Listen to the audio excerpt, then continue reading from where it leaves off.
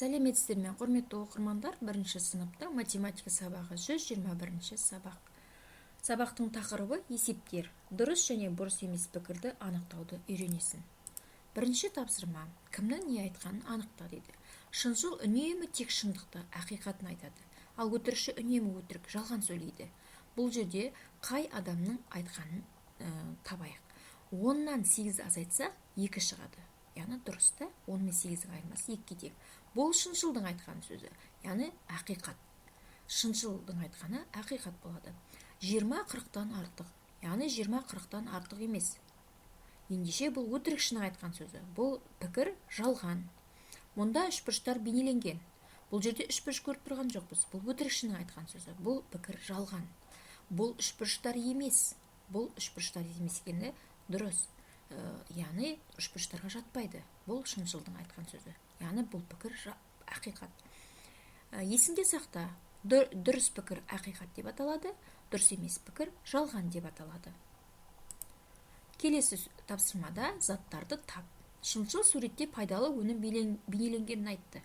Яғни пайдалы өнім бұл жерде қызанақ және алмұрт. Ендеше шыншыл қай заттарды айтып тұр? Қызанақ және алмұртты пайдалы өнім деп айтып тұр. Шыншыл бізде дұрыс айтады ғой, сондықтан ақиқат пікірлер айтылды. Өтірікші суретте жеміс бейнеленген деді. Бұл зат бізде жеміс деп тұрғаны гамбургерді айтып тұр да. Гамбургер жеміске жатпайды ғой, сондықтан өтірікшінің сөзі жалған болады. Бөлігінде шыншыл суретте жеміс бейнеленген деді. Бізде шыншыл дұрыс айтады да. Бұл заттары айтып тұрған қызыл және жасыл алмалар екен, жемістерге жатады. Өтірікші бұл өнімнің қызыл екенін айтты. Бұл қай зат екен бізде? Яғни өтірікші бізде қате айтады ғой, жалған айтады. Сондықтан ол жасыл қиярды айтып тұр екен. Яғни қиярдың түсі қызылға жатпайды, ол өтірікшінің сөзі екен. Бұл жердегі айтып тұрған заты қияр екен. Келесі тапсырма.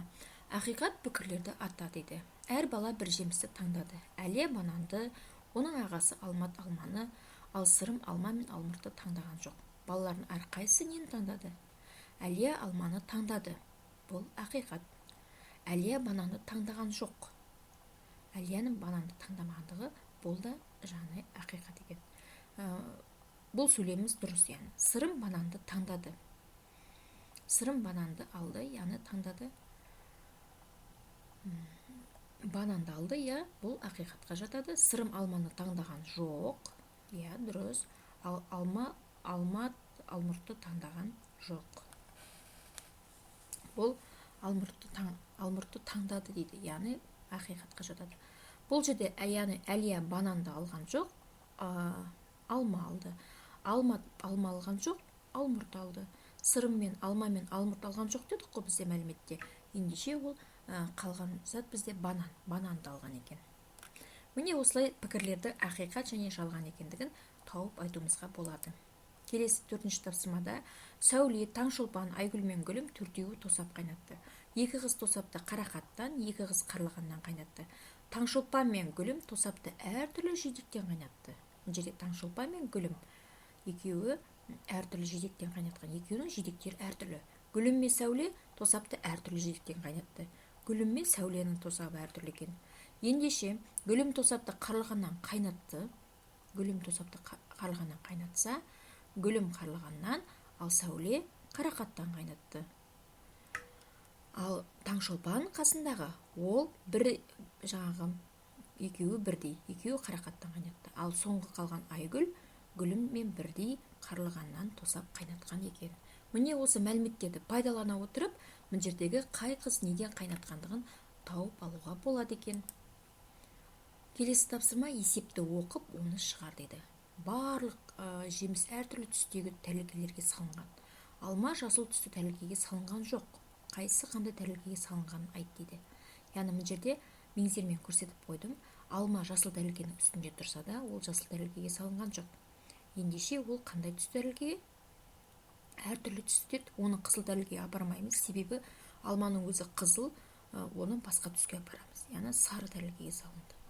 Бұл жерде алмұрт бізде жасыл тәрелкеге бармайды, себебі өзі жасыл, сондықтан оны қызыл түсті тәрелкеге салды. Ал соңғы тұрған лимон, ол жасыл тәрелкеге салынды. Сонда барлық жеміс әртүрлі түстегі тәрелкеге салынған болып шығады. өздерінің түстерімен, яғни бірдей емес тәрелкелерге салынды.